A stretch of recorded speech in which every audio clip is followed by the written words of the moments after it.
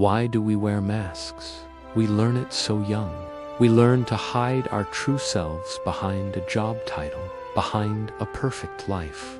We achieve everything we thought we wanted. We collect the trophies, the promotions, the symbols of success, only to find ourselves standing in a room full of our own achievements and feel like an imposter. We feel hollow. But what if that emptiness was not a failure? What if it was a signal, a call to finally take the mask off? This was the truth that defined Arthur. To the world, he was the picture of success. A corner office with a skyline view, shelves lined with awards that gleamed under the recessed lighting. He stood there, looking at his reflection in the floor-to-ceiling glass, the sharp lines of his expensive suit a perfect silhouette against the city. But the man in the reflection looked empty, a stranger. Later, in a boardroom that felt as cold as his office, he found himself nodding along. A bad idea was being presented, one he knew would fail. But he said nothing. He agreed, just to maintain the peace, to keep his seat at the table. This was his life now, a series of compromises that chipped away at his soul. He was a success to everyone, but a fraud to himself, completely disconnected from the passionate young man he used to be. The weight of it finally broke him. Burnt out and adrift, Arthur took a spontaneous vacation. He just drove. No destination, no plan. The miles blurred into a monotonous ribbon of asphalt until he found himself at the edge of the continent. The coast, a storm was rolling in, angry waves crashing against a rugged cliffside. And there, standing at the base of an old, weathered lighthouse, was a man. He was simply watching the storm, a figure of impossible calm amidst the chaos. Arthur felt an inexplicable pull. He got out of his car and approached the old lighthouse keeper. The wind whipped at his suit jacket. "I've done everything right," Arthur yelled over the gale, the words torn from him.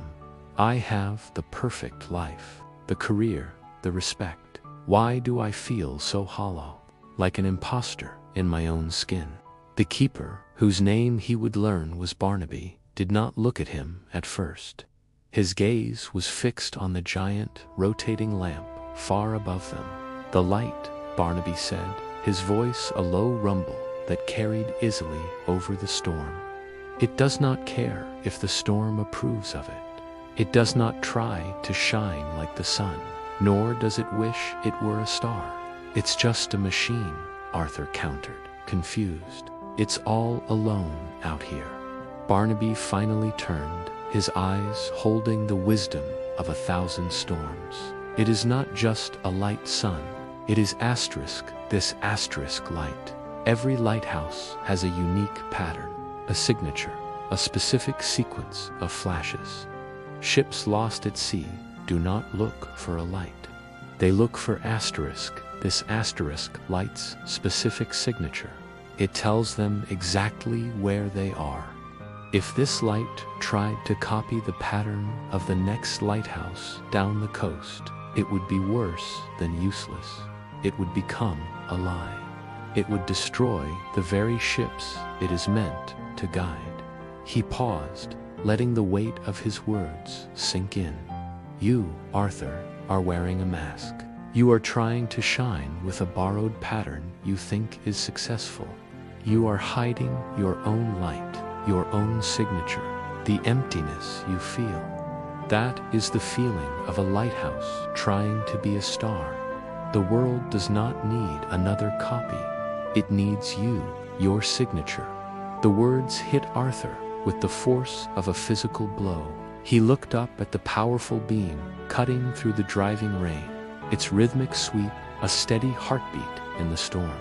And it clicked, a bolt of lightning in his mind. His imposter syndrome was not a sign of his inadequacy. It was a symptom of his inauthenticity. He felt like a fraud because he was being a fraud. He was hiding his true ideas, his true passions, his true self. That mask of success was not a shield, it was a cage. And in that moment, a profound, liberating desire washed over him. The desire to just be himself. We do not end our story at the lighthouse. We end it back in the boardroom. The same cold room, the same bad idea on the table.